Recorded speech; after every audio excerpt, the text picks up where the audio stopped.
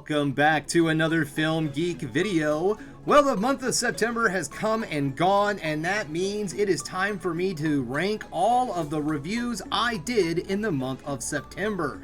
Now, these are all movies that I have fully reviewed on my channel, so I'm probably not going to spend a whole lot of time going through these. This is just my personal opinions, just my enjoyment level on how much I enjoyed all of these movies in the month of September. And September, in my opinion, I saw a lot of middle-of-the-road type of movies. Movies that were passable and perfectly fine and enjoyable. Mostly streaming service types of movies, and a lot of the movies I even saw in theaters, I was also, thinking that this would probably have worked better as a streaming service type of film. The month of September was a bit lackluster, but I wouldn't say that all the movies were terrible. I would just say that this was a very middle-of-the-road month.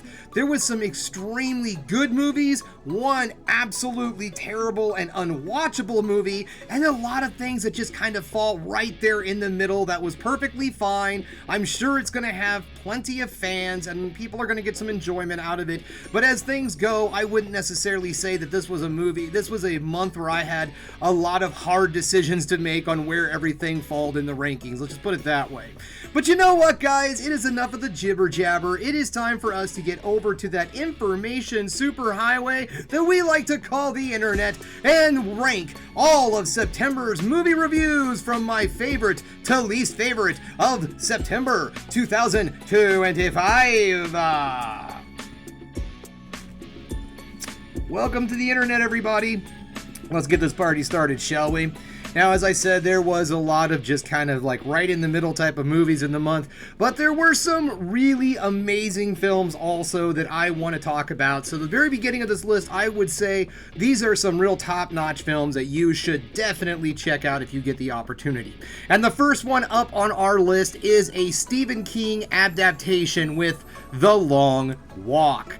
Oh man, The Long Walk. Now, this is one of those movies that kind of follow a fine line on thriller and horror, because it could be kind of interpreted both ways. It could be interpreted as just an action thriller, a dramatic thriller, or also a dramatic horror. The film does kind of have a slow burn atmosphere to the entire thing, but all in all, there are some really heavy action sequences and some absolutely brutal scenes of graphic violence. So the story is basically about a dystopian world where every year a bunch of young men put their names in the hat and they're all chosen to go on this big long walk, which is going to determine whether or not they get a big wish and so on and so forth. Think of something similar to the Hunger Games. In fact, this book was definitely an influence on something like the Hunger Games. And I thought that this film was absolutely fantastic. The acting was outstanding. The action, even though it wasn't really high on the list, the brutal acts of violence that are in this are just crazy.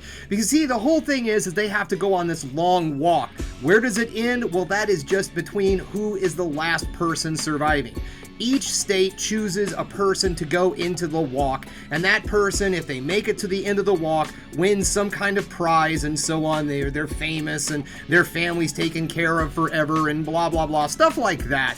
And this film is just downright amazingly done. It is so well acted, so well put together. The cinematography was amazing. Everything was just so well done. And just the amount of physical work that the actors had to probably go through in this film, because this movie, they are continuously walking, because that's the whole thing. They have to walk nonstop at a certain speed for a certain, for just as long as they possibly can. And this goes on for hundreds of days of these people, these 50 young men just walking to their ultimate desire or demise. This film, even though it sounds like a completely downer of a film, it does kind of have a great emotional core that does fill you with a little bit of joy and everything. It's not a complete and absolute downer, but it is one heck of a good movie. If you're somebody who wants to watch a real dread-filled kind of a film, very dark movie, not necessarily a scary movie for Halloween or something, this might be one that's popping up on streaming services come around Halloween, so check this one out definitely. Alright, so that brings us to our number 2 film, and this was a movie that really surprised me and nobody was really talking about it, and that is the film Xeno. Now, I was only able to get out to the movie theaters once this week, and so I tried to figure out a movie that I thought no one was going to talk about, and I found this one. Xeno tells the story of a young woman who finds an alien in the middle of the desert, and the two of them become friends. This sounds really familiar, doesn't it? But this film throws in some things that we just haven't seen from this type of a film before in a long time. Number one, the alien itself is not cutesy-wootsy. This is not a Pokemon-looking creature. This is a very frightening, scary creature that is designed by the people at Jim Henson Creature Studios. So this film the creature itself looks both endearing and horrific at the same time. Scary and endearing, and it walks that great line of just really wholesome, but at the same time something that looks like it can completely rip your head off if it wanted to. This film came out at the beginning of the month, or maybe it was more in the middle of the month. I can't really remember, but I think it's probably going to be popping up on streaming services here really soon. I would say that put your support behind this movie because it is a lot of fun. I also think that this is a PG-13 rating, and it is a scary-ish kind of monster. I think that it is rated appropriately. There is mild violence, and I would say that this film did have a very hard PG-13 rating. There is some violent moments, there is some scary moments also, and some tense suspense and so on and so forth. This is a good movie for maybe a kiddo that you have who's interested in horror, who likes the monster movie genre a little bit. This is kind of their movie because, again, we don't get to see stuff like this very often. Normally, we get something with a cutesy little alien that everybody wants to buy the stuffy for, but this time around, we get something that looks more like a xenomorph with the attitude of like a Labrador puppy. Okay, so let's keep the ball rolling here with number 3, and we're going into a Shudder original, and that is Night of the Reaper. A Night of the Reaper was a really surprising movie for me because I thought this was just going to be a typical little 80s slasher style film, but then about halfway through this movie, it does a 180 and becomes something completely different. Let's just say who we thought was the prey becomes the predator when this movie turns around and does that 180 about halfway through, making this film very original and different than other slashers of its type. So this is a Halloween themed slasher, although I would have to say that it's more fall themed. You don't really get a lot of Halloween imagery, and it does pay a lot of homage to older slashers. Yes, especially the Halloween movie, there's a lot of that, and it seems at first like this film is just going to be a typical whodunit slasher kind of film, just like those old slashers from the 80s, but no, halfway through this movie, it completely shifts on you, becomes a completely different movie, completely different tone. It keeps the 80s aesthetic with, by the way, it's the very grounded and real, very, puke green, yellow pea kind of 80s, if you know what I mean, wood paneling kind of 80s, the real stuff, that's the kind of movie this is, and it keeps that whole feeling because it's a movie that takes place in the 80s, but it being the 80s doesn't have anything really to do with the story. It's just the time period. And I really appreciated that because this movie doesn't beat your head up with nostalgia for the time period or anything. It's not filled with a soundtrack popped with songs from Journey and bands of the time. This is just a movie that happens to take place during the 80s. And honestly, to be perfectly honest, it made me more nostalgic for the 80s watching this film than it did watching something else that is just all the Dayglow, Rubik's Cube, neon colored 80s crap that we see so often. Alright, so keeping the ball rolling with the horror, well, more of a thriller if you ask me, and that is Bone Lake. Bone Lake. Yep, that's the name of the movie. It kind of does play into the entire plot of the film. So this is something, and I guess this is a new genre of horror, and that is Airbnb horror. This takes place, you have one couple that has booked this Airbnb, and another couple shows up the same weekend and goes, hey, we booked the Airbnb too. The two of them decide, you know what, let's just chill, let's just go ahead and do this. We can't get a hold of the people who own the house anyways, so let's just try to have a nice weekend at the lake together. And that's what this movie is. Then things get crazy, and bada bing, bada boom, you've got a big chase sequence at the end of the movie. This film was absolute fun, okay? This is not a very deep horror. It's what I called in my review horror light. It does have some frightening moments and some horrific acts of violence, but when it comes down to it, this is more of something that falls well within the thriller category and less in the absolute hard horror category. Now, this movie is being on my September list, but it was released just this month, actually, but I did see it at the end of September, so that's why it's on here. So it's still in theaters right now. If you have the opportunity, check this one out. If you want to see a movie that's a fun little Halloween romp, but not something that's going to scare the pants off of you, not to the level of gore that's going to gross you completely out and make you sick at your stomach or anything, this is that kind of film. This is a nice middle-of-the-road horror light for, as I said in my video, all the normies out there who like to watch spooky movies around Halloween. All right, coming in at number 5 is going into the romantic comedy world, and that is The Threesome. Hold on one moment here. I'm going to have a little drink if you don't mind. Thank you very much. Woo! Kind of moving along a little fast. I'm going to try to slow it down a little bit. The Threesome tells the story of 3 people, 2 women, 1 man, who have a really fun, wild night, and in this threesome, there is a baby. Make that 2 babies. That's right, both of the women involved in this threesome are pregnant. And then wackiness ensues in this whimsical millennial comedy of coming of age and growing up and having weird experiences and so on and so forth. This film was actually pretty fun. I did enjoy this movie. It was a really solid little romantic comedy that kind of turned the genre on its ear a little bit, made it a little bit more different, modernized things a little bit, and also I did like where they tried to go with this movie, and it was quite enjoyable. Now, I don't know if this movie's still in theaters or not, but if you see it on a streaming service, I suggest checking this movie out.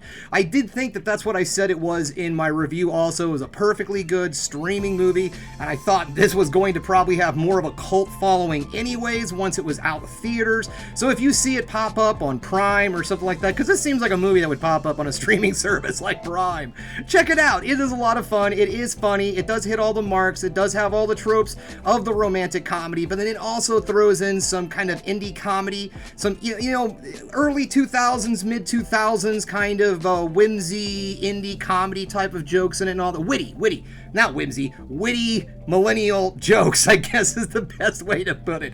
I forgot what they called those movies back then. But anyways, you know, it's a film like that. It is good. Don't get me wrong. I had a good time with this one. I mean, it is pretty high up on the list. All right, so that brings us to number 6, and sticking with the streaming movies, it is the Netflix original Mantis. Mantis is a spin-off of the series Kill Boksoon, or the movie Kill Boksoon, which is a story of an assassin's guild in South Korea. And this assassin's guild is kind of like John Wick. In fact, it's basically just like a South Korean martial arts kind of John Wick film that tells the story of these different assassins. And this movie was a lot of fun. There's a lot of really great fight sequences in this film. If you're someone who really enjoys martial arts, you're probably going to find a lot of stuff in this. As I did say in my review, though, it seems like in the second half of the film, things really slow down, where they start to focus more on trying to develop the characters a little bit more, to expand the world building and all. So things do get pretty freaking slow in the second half of this movie. But all in all, for a Netflix movie, it's a really solid watch. Excellent choreography in the fight sequences, great cinematography in those fight sequences, a lot of flash, a lot of style. It is a fun film that you can check out right now on Netflix. All right, next up on this list is a nice, more heartfelt drama, and that is Eleanor the Great. Eleanor the Great tells the story of a 95-year-old woman who's living with her best friend in Florida. Her best friend passes away, and so she decides to go back to New York in Manhattan to be closer to family to spend out the rest of her days. Pretty much living alone. This is a story of finding new friends and learning how to live in different situations and things of that sort.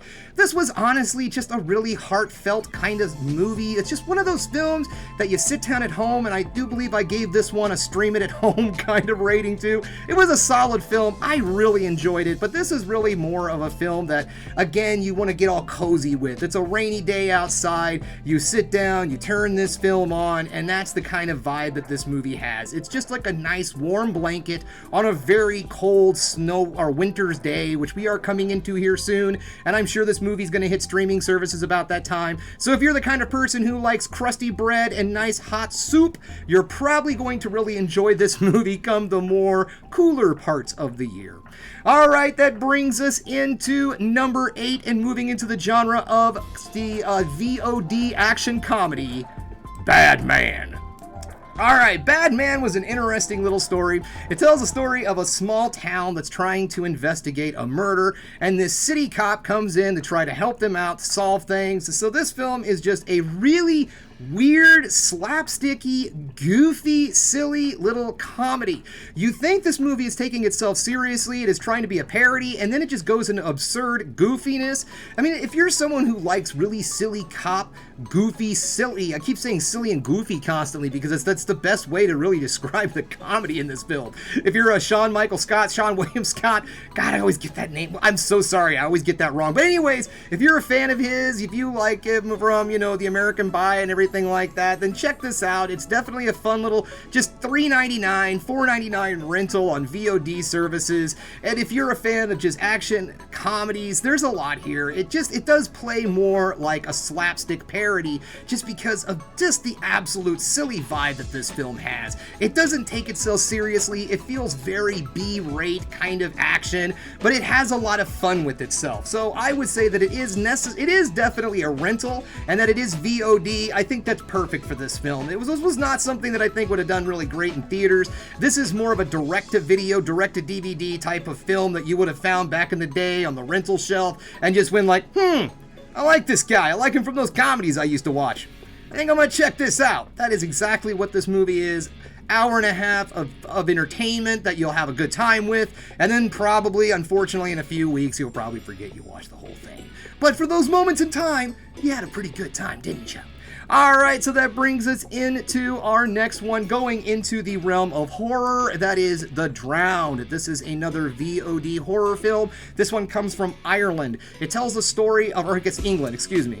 The people in the movie are from Ireland. But anyways, the movie comes from England, and it tells the story of a group of thieves who pull off an art heist. They're supposed to meet at this, let's just say, shack, cabin, whatever, on the seaside to come together and then try to sell this painting. It's their meetup spot, the safe house. And while they're there, when they get there, their fourth member of their group is missing. They can't find this person, and slowly but surely people start to show up missing, and they're all drawn to the ocean, and so on and so forth. This is a really weird, creepy vibe kind of horror film, and this is another one of those movies that if you're a fan more of light horror, and you want something that tells a very creepy, weird tale, this is definitely the movie for you. But if you're looking for some balls to the wall, very deep, scary kind of horror for Halloween, this one might be a little too light for you, but this does have some fairly decent little jump scares and some really creepy moments, and the whole film does have a very ominous kind of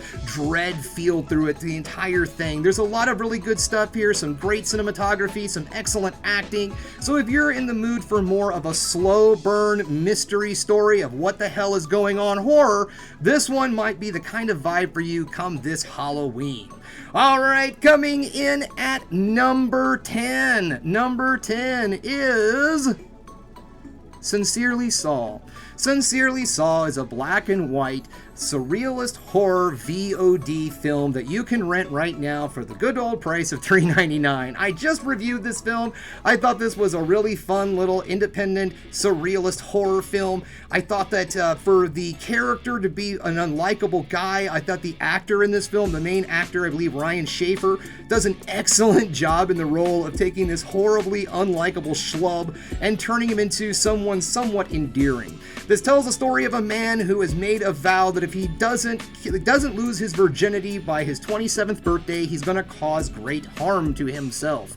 And so that's basically what the film is, but it dives into all sorts of different areas. And like I said, this is surrealist horror. It's black and white. It was filmed on 16mm film and then digitized to be black and white. It is a really unique and cool looking film. And this is a movie that I suggested if you're someone who absolutely loves the movie Eraserhead by David Lynch, you are going to really like this movie. There's a lot of stuff here. It has a very dark comedic vibe to it. There are some really good laugh out loud moments.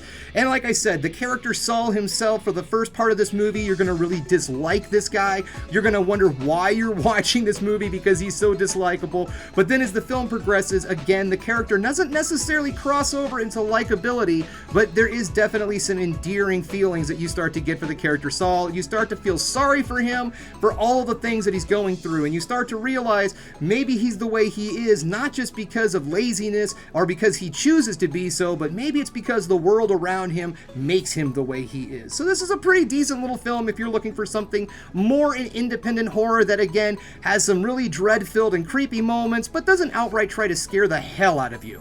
Okay, coming in now at number 11 was a movie that kind of disappointed the crap out of me, and that was Spinal Tap 2: The End Continues. Now, this movie wasn't terrible, and it's definitely watchable, but I do not know why, for one, this movie was filmed in IMAX, and why it had an IMAX release. It makes no sense to me, because this was a total stream-it-at-home movie. So this is the continuing story of the mock band Spinal Tap and their adventures now well into their 70s, almost 80s. And, you know, the movie's not terrible, let me put it to you that way. There are some really great laugh-out-loud moments, and there's some real great gags. And it's just like the original Spinal Tap movie where everything is fairly, light, and everything is very, off the cuff and types of comedy and things of that sort. It's very improv. Everybody just kind of has an idea of what they're going to do, but there is no real script to this type of film. And it has a lot of fun and really funny moments, but if you're someone who's a huge fan of the original film, I don't think you're going to like this movie near as much. There are laugh out loud moments. There are some great callbacks to the original film. And again, this is another movie that doesn't really beat your head up with nostalgia. There are some moments of nostalgia where they try to reenact some of the jokes from the previous film, and while those moments aren't half bad, they don't have the edge of all those original jokes from the first film. But if you're somebody that's a fan of this movie, that really enjoyed the first movie, I'm not surprised if you completely forgot that this film came out also. Check it out when it comes out on streaming, because it is definitely worth the watch, but I seriously do not think that this movie was worth it to see in theaters, in all honesty. Okay, so that brings us into number 12, and number 12, kind of the same thing. It's another one of those films with some really great talent in it, and it just turned out to be a pretty much an okay movie, and that's Highest to Lowest, and that is the Denzel Washington and Spike Lee movie that came out on Apple Plus. I mean, it's a good watch, don't get me wrong, but this is another movie that I'm really glad I didn't see this movie in theaters. As a film that I watched at home on a streaming service, I thought, okay, this is a pretty good movie. It's pretty decent and all, but if I would have seen this in theaters, I would have been mad. And it tells the story of a music tycoon whose family... See, I also am having difficulty remembering all the finer points to this movie. But anyways, this guy is played by Denzel Washington. He's a music mogul. His best friend's son is kidnapped, and so he has to make this choice on whether or not he's basically going to let his friend have this money to get his kid back and all this stuff. It gets all sorts of, moralistic views and so on and so forth. I mean, it's not necessarily a bad watch by any means. It was just, it was an okay movie, and it was kind of surprising that it was Spike Lee and Denzel Washington. I mean, it just didn't seem like it had the oomph that it should have for those two to be involved in it. But at the same time, if you're an Apple Plus subscriber, check it out. I mean, I wouldn't say definitely become an Apple Plus subscriber to watch this movie, but if you haven't watched it, check it out. It's a decent watch. Alright, so that brings us into our final and worst movie. And this is the only movie this month that I will say is completely unwatchable, completely irredeemable, and I'm really not going to go over it too awful much because I think myself and the internet has completely beaten this movie to death because it's just that bad. It's not because it doesn't deserve it. Let me put it to you that way. And that is The Strangers Chapter 2. Strangers Chapter 2 is the ongoing story of the strangers, blah, blah, blah. They're trying to kill somebody.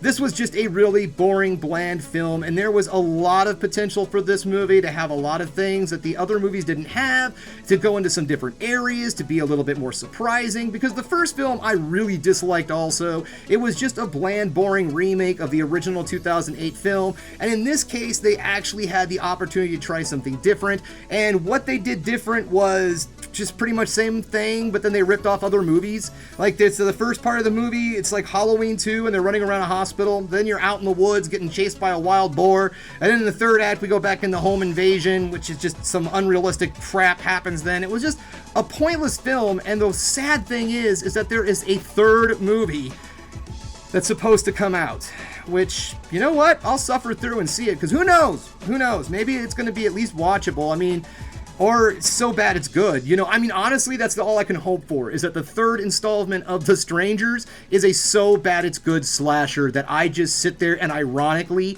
laugh at that film the entire time it's on screen. That would make this entire series worthwhile to me. Not a good movie, not an amazing movie, no, a so bad it's good closing to this entire thing is exactly what the Strangers need to cap off this dismal, pointless trilogy.